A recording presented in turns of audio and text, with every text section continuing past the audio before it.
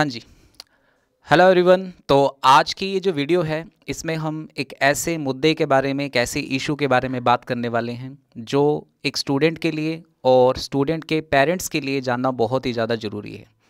क्योंकि मैं भी एक कोचिंग इंस्टीट्यूट का एक टीचर हूँ, हम भी कोचिंग इंस्टीट्यूट चलाते हैं और आप जो वीडियो देख रहे हैं आप सभी कॉम्पिटिटिव एग्ज़ाम्स की तैयारी करते हैं। तो ये वीडियो आप सभी के लिए और जितने भी टीचर्स हैं, जितने भी समाज के लोग हैं, जितने भी पेरेंट्स हैं, ये वीडियो सभी के लिए बहुत ज़्यादा इम्पॉर्टेंट है। इम्पॉर्टेंट क्यों है इसको जानने से पहले एक लेटर जो एक 18 साल की लड़की के द्वारा एक लेटर लिखा गया जो 12वीं क्लास जिसने पास की है।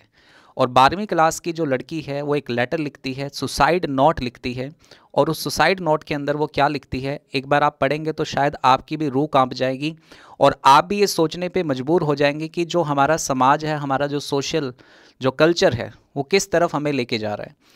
ये जो सुसाइड नोट है इसमें लिखा हुआ है, देखिए, mummy papa I can't do JE so I suicide, I am loser, I worst daughter, sorry mummy पापा, यही लास्ट ऑप्शन है।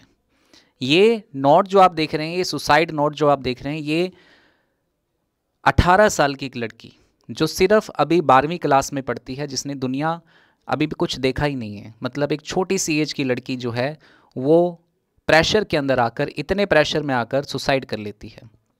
और उसके नोट में जो बातें लिखी हुई हैं इनसे ये क्लियरली पता लग रहा है कि हम छोटी एज के अंदर ही जो पेरेंट्स हैं वो बच्चों पर इतना प्रेशर डाल देते हैं कि बच्चा इस कदम को उठाने में भी हिचकिचाता नहीं है, यानी सुसाइड करना भी उसके लिए कोई बड़ी बात नहीं है।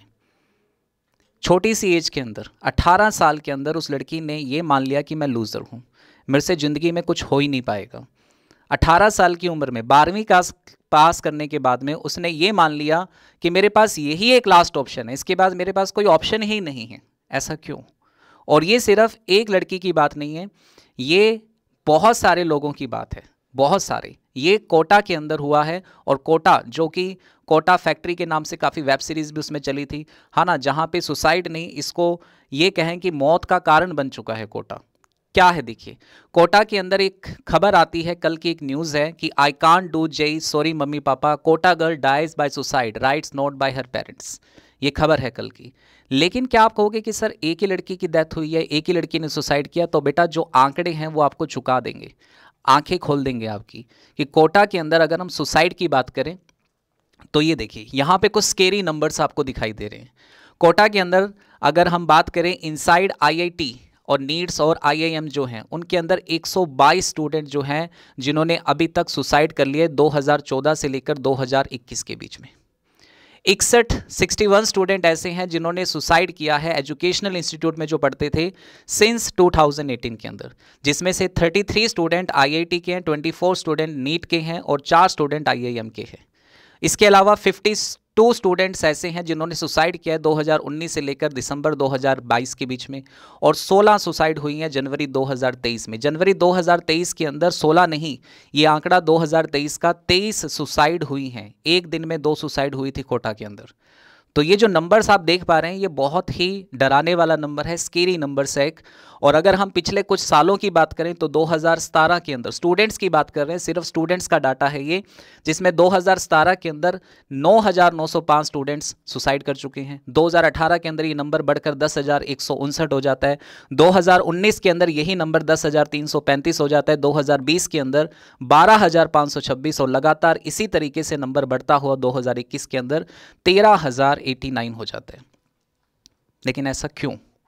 इतने सारे स्टूडेंट्स सुसाइड कर रहे हैं हमारे देश के अंदर, इंडिया के अंदर, तो ये गंभीर मुद्दा है। और ये वीडियो जो है, क्योंकि सेंसिटिव वीडियो है, तो हो सकता है कि यूट्यूब से ये वीडियो थोड़े दिनों बाद डिलीट भी हो सकती है अपने आप, क्योंकि सेंसिटिव वर्ड्स का यूज़ हम इसमें कर रहे हैं। तो ये वीडियो एक स्टूडेंट को ज़रूर देखनी चाहिए, और अगर आप पेरेंट्स हैं तो आपको भी ये वीडियो ज़रूर देखनी चाहिए। क्योंकि देखो, इस न्यूज़ से, एक लड़की की सुसाइड से एक मैसेज हमें मिलता है, ठीक है। अब देखो, वो जो बच्ची थी उसने तो अपनी जान गंवा दी, लेकिन ऐसे बहुत सारे स्टूडेंट हैं जो शायद, जिनको हम रोक सकें कि वो इस कदम तक ना जा पाए। लेकिन सबसे पहले जानना होगा उस कारण को कि आखिर ऐसा क्या है। ये देखिए, NEET aspirant and life in Kota 24th suicide in 2023। 2023 के अंदर 24 स्टूडेंट्स ने सुसाइड कर लिया, जिनकी उम्र कितनी है, 18 से लेकर 25 साल के बीच में है, वो सुसाइड कर रहे हैं। लेकिन रीज़न क्या है? तो इसका रीज़न है बेटा कि जो हमारी एक्सपेक्टेशंस हैं वो काफ़ी ज़्यादा बढ़ गई हैं, हमारी भी बढ़ गई हैं और साथ साथ हमारे पेरेंट्स की भी बढ़ गई हैं। बच्चा 12वीं पास करने के बाद जब 12वीं क्लास में बच्चा जाता है तो उसके दिमाग में पहले से ये भर दिया जाता है कि 12वीं में तुझे इतने परसेंट लेने हैं, इतने परसेंट लेने के बाद तुझे इस कॉलेज में एडमिशन लेना है, इस कॉलेज में एडमिशन लेने के बाद तुझे ये बनना है। मतलब उसको 12वीं क्लास से पहले ही इतना मतलब प्रेशराइज कर दिया जाता है पढ़ने को लेकर कि बच्चा उस प्रेशर को झेल ही नहीं पाता। और सबसे बड़ी जो प्रॉब्लम है वो आजकल की सिंगल पेरेंट जो फैमिली हैं, ठीक है, कि बच्चा कोटा में रहकर पढ़ रहा है, अपने माँ बाप से उसकी बात ही नहीं हो पाती है, अपनी फीलिंग्स को वो अपने मम्मी पापा के साथ शेयर ही नहीं कर पाता है, और रिज़ल्ट क्या होता है? रिज़ल्ट होता है सुसाइड। और ये सिर्फ कोटा की बात नहीं है, ये तो वो लोग हैं जिन्होंने सुसाइड कर लिया। बहुत सारे लोग तो ऐसे भी हैं जो सुसाइड नहीं करते, डिप्रेशन में चले जाते हैं। एक पेपर में फेल होने के बाद वो सोचने लगते हैं कि ज़िंदगी में मैंने कुछ हासिल ही नहीं किया, ज़िंदगी में मैंने कुछ पाया ही नहीं है, मेरा तो कुछ बन ही नहीं सकता, मैं तो लूज़र हूँ। और ये सोचकर वो डिप्रेशन में चले जाते हैं और ज़िंदगी भर कुछ नहीं कर पाते। ऐसे बहुत सारे लोग हैं जो एक पेपर के बाद अपने आप को फेलियर मानना शुरू कर देते हैं। ऐसा क्यों है? इसका रीज़न क्या है? रीज़न है वही बात, एक्सपेक्टेशन। क्योंकि जब हम बच्चे को शुरू से ही पढ़ाते हैं तो हम उन बच्चों को उनकी कहानियाँ सुनाते हैं जिन्होंने टॉप किया है। आप बड़े बड़े कोचिंग सेंटर देखेंगे, कोटा की तरफ कभी जाएंगे तो आपको मिलेगा वहाँ पे रैंक 1 इसका आया, रैंक 2 उसका आया, रैंक इतना आया। बच्चे के दिमाग में पहले ही डाल दिया जाता है कि तुझे वहाँ पहुँचना है, उस जगह पे पहुँचना है। लेकिन हर बच्चे की कैपेबिलिटी, हर बच्चे की कैपेसिटी, हर बच्चे की पढ़ने की ताकत सेम नहीं होती है। ये हम क्यों भूल जाते हैं? हर बच्चे का जो माइंड सेटअप है बिल्कुल अलग अलग होता है।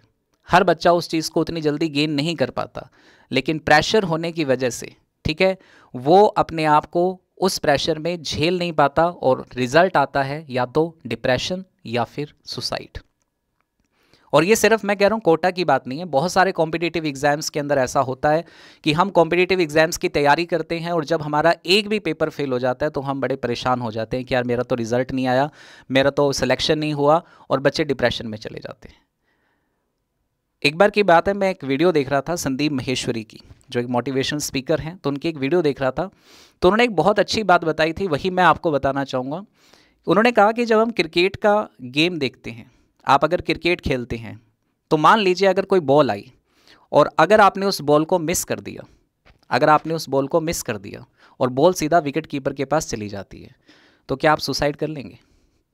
अगर फिर से वो बॉलर बॉल करता है और फिर से आप खेलना शुरू करते हैं और फिर से बॉल खाली चली जाती है, फिर से विकेट कीपर के पास चली जाती है, तो क्या आप सुसाइड कर लेंगे? तो जवाब होगा नहीं। इतनी छोटी सी बात पर हम सुसाइड क्यों करेंगे? तो वैसे ही वो बॉल जो है वो अपॉर्चुनिटीज़ हैं। आपकी ज़िंदगी में बहुत सारी अपॉर्चुनिटीज़ आएंगी, बहुत सारे अवसर आपको मिलेंगे, एक ही अवसर नहीं मिलेगा। और जब आपका टाइम आएगा तो आप उस अवसर को, उस अपॉर्चुनिटी को गेन कर लेंगे। आप ये क्यों मानते हैं कि मेरे पास एक ही अवसर है, बस ये नहीं मिला तो ज़िंदगी में कुछ नहीं मिलेगा? यही कारण है हम अपनी फीलिंग्स को दूसरों के साथ शेयर नहीं करते हैं, यही सबसे बड़ा कारण है। तो बेटा इन चीज़ों से बचना होगा। और ये वीडियो जो है ये बहुत ही सेंसिटिव वीडियो है, मैं फिर से बोल रहा हूँ, और ये हर एक पेरेंट्स को, हर एक स्टूडेंट को देखनी चाहिए, समझना चाहिए इस बात को। अगर आप पेरेंट्स हैं तो आप बच्चों को सिर्फ उन लोगों की कहानियाँ मत सुनाइए जो कामयाब हुए हैं, आप उनकी कहानियाँ सुनाइए जो कामयाब नहीं भी हुए। अब्राहम लिंकन क्या एक बड़ा एग्जाम्पल दिया जाता है, जो हर बार वोट हारे हैं अपने चुनावों के अंदर और सीधा राष्ट्रपति बन गए। अब्दुल कलाम देश के प्रेसिडेंट रहे हैं, तो अगर मैं आपको बताऊं कि अब्दुल कलाम एयरफोर्स के अंदर सिलेक्शन के लिए गए थे, 9 सीटों पर सिलेक्शन होना था और अब 8 सीटों पर सिलेक्शन होना था और 9वें थे अब्दुल कलाम। सिलेक्शन नहीं हुआ तो क्या वो जिंदगी से हार गई? क्या वो कुछ नहीं बने जिंदगी में? भाई अब्दुल कलाम एक बहुत बड़ा नाम इंडिया का, देश के राष्ट्रपति रहे हैं, वो बहुत बड़े साइंटिस्ट रहे हैं। वो ऐसी कहानियां अपने बच्चों को सुनाइए कि ज़िंदगी में अगर फेलियर आ भी रहा है तो फेलियर से ज़िंदगी हार थोड़ी जाती है, फेलियर से आपकी ज़िंदगी ख़त्म थोड़ी हो जाती है। बहुत सारे ऐसे लोग हैं जिन्होंने अपनी लाइफ के अंदर फेलियर झेले हैं, फेलियर का सामना किया है, और उसके बाद भी वो आज बड़े मुकाम पर उन्होंने पहुंचे हैं। ऐसी कहानियां अपने बच्चों को सुनाइए। हमेशा उनके दिमाग में ये मत डालिए कि आपको टॉप रैंकर बनना है, आपको फर्स्ट रैंक पर आना है, आपको ये वाली हासिल करना, आपको ये जॉब लेनी है, आपको सरकारी नौकरी ही लगना है। अरे सरकारी नौकरी नहीं लगोगे, अगर उस कॉलेज में आपका एडमिशन नहीं होगा तो क्या हो जाएगा? अगर जिंदगी रहेगी तो सब कुछ हो जाएगा, आप कुछ ना कुछ अच्छा कर लोगे अपनी लाइफ के अंदर। लेकिन अगर जिंदगी नहीं रहेगी तो फिर लाइफ में क्या करोगे? तो ये बात, ये मैसेज हर एक स्टूडेंट को समझना चाहिए जो कॉम्पिटिटिव एग्जाम्स की तैयारी कर रहे हैं। अभी थोड़े टाइम पहले एक फिल्म भी आई थी, 12th fail. 12th fail movie के अंदर यही तो दिखाया गया है कि अगर आप फेल हो गए हैं तो इसका मतलब ये थोड़ी है कि यार आप कुछ बन नहीं सकते हैं। 12वीं में फेल होने के बाद भी एक बंदा अगर आईएएस का पेपर पास कर सकता है तो सब कुछ कर सकता है। लेकिन उस फिल्म के अंदर अगर मेन कैरेक्टर को हम छोड़ दे तो एक कैरेक्टर था उसमें, गौरी भैया का कैरेक्टर आपने देखा होगा सभी ने। उस फिल्म का सबसे अगर कोई मोटिवेशनल कैरेक्टर है तो वो गौरी भैया है। अपने सारे अटेम्प्ट में फेल होने के बाद भी उसने आईएएस का एग्जाम फेल हो गया तो क्या उसने जिंदगी से हार मान ली? नहीं मानी ना भाई। चाय की दुकान लगाकर वहां पे दूसरे स्टूडेंट्स को गाइड किया उसने, ना कि उसने कहीं फांसी का फंदा लगाकर सुसाइड कर लिया कि मेरा आईएएस क्लियर नहीं हुआ मैं सुसाइड कर लूंगा। ये फिल्में जो बनती हैं ये रियलिटी पे बनती हैं और आपको इन रियलिटीज़ को फेस करना पड़ेगा। आपको अपने स्टूडेंट लाइफ को, अगर आप स्टूडेंट लाइफ जी रहे हैं तो आपको ये चीज़ें समझनी चाहिए। और अगर आप पेरेंट्स हैं तो आपको अपने बच्चों को शुरू से ये सिखाना चाहिए। मैंने देखा है बहुत सारे पेरेंट्स आज की डेट में अपने बच्चों को शुरू से ये सिखाते कि बेटा तुझे क्लास में फर्स्ट आना है, तुझे ये कंपटीशन हो रहा है इसमें फर्स्ट आना है, तुझे इसमें फर्स्ट आना है। अरे भाई फर्स्ट आने की आदत मत डालो, उसको फेलियर का सामना करना भी सिखाओ। उसको सिखाओ कि संघर्ष करके कैसे जीत हासिल की जाती है। तब जाकर आपको ये जो समाचार जो हमें डेली मिलते हैं, ये जो ऐसी न्यूज़ हमें मिलती हैं, ये आनी बंद होंगी। ऐसी कहानियां सुनाओ बच्चों को। तो मैं उम्मीद करूंगा कि ये जो मैसेज है ये सारे स्टूडेंट, क्योंकि देखो हमारे साथ जो स्टूडेंट जुड़ा है, बहुत सारा स्टूडेंट हमारे साथ कॉम्पिटिटिव एग्जाम में जुड़ा, एग्जाम की तैयारी कर रहा है, जहां लाखों बच्चे पेपर देते हैं लेकिन कुछ हजार बच्चे ही नौकरी लग पाते हैं। तो इसका मतलब ये नहीं है यार आपका सिलेक्शन नहीं हुआ तो आप जिंदगी में कुछ कर नहीं पाओगे, या आपका एक पेपर फेल हो गया तो इसका जिंदगी में आपको कोई दूसरा पेपर आपका पास ही नहीं होगा। तो ये मैसेज कॉम्पिटिटिव एग्जाम की तैयारी करने वाले बच्चों के लिए बहुत ज़रूरी है।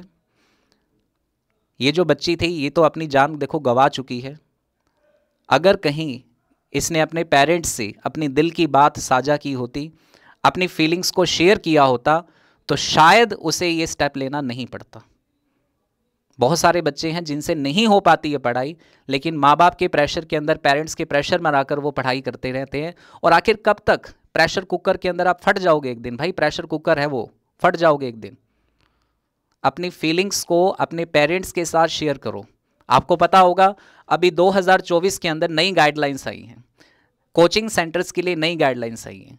तो ये जो नई गाइडलाइंस आई हैं 2024 के अंदर, ये स्पेशली कोटा के अंदर जो कुछ हो रहा है उसी को ध्यान में रखकर आई हैं।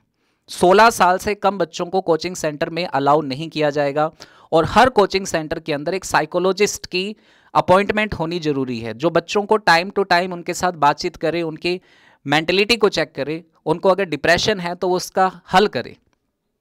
2024 की नई गाइडलाइंस कोचिंग सेंटर के लिए जो बनी है उनके अंदर ये सारी बातें लिखी गई हैं और ये इसी मुद्दे को लेकर लिखी गई हैं जो कल हुआ। लेकिन गाइडलाइंस बनाने से कुछ नहीं होगा जब तक हमारे समाज के लोग जो हैं या हमारे पेरेंट्स जो हैं या स्टूडेंट खुद जो हैं, अगर वो इन बातों को अच्छे से नहीं समझेगा तो गाइडलाइंस बनाने से कुछ नहीं होगा। इसके लिए जिम्मेदार जो है वो समाज है, पेरेंट्स हैं और कहीं ना कहीं कोचिंग सेंटर के टीचर्स भी हैं, जो बच्चों को इतना प्रेशराइज करते हैं कि आपको ये करना है, आपको ये हासिल करना है, आपको टॉप रैंकर बनना है। अरे भाई टॉप में नहीं आओगे तो क्या ज़िंदगी में सफल नहीं हो पाओगे? बहुत सारे ऐसे एग्जाम्पल हैं जो अपने लाइफ में टॉप में नहीं आए हैं, जो नहीं पढ़े हैं बड़े बड़े कॉलेजेस के अंदर, नहीं उन्होंने कोई रैंक हासिल किया है, लेकिन वो ज़िंदगी में बहुत कामयाब हुए हैं। तो ये एक छोटा सा मैसेज था।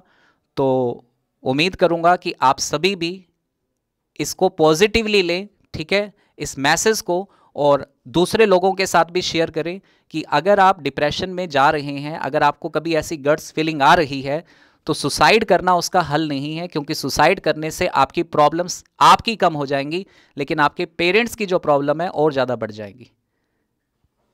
तो प्लीज़ अपने आप को सेफ रखें। लाइफ रहेगी तो बहुत कुछ हासिल कर पाओगे, और अगर लाइफ ही नहीं रहेगी तो फिर क्या फ़ायदा इस ज़िंदगी का। तो उम्मीद करूँगा कि सारे के सारे जो बच्चे हैं वो इस बात को समझें, और जो पेरेंट्स अगर कोई इस वीडियो को देख रहा है तो वो भी इस बात को समझेंगे। Thank you so much.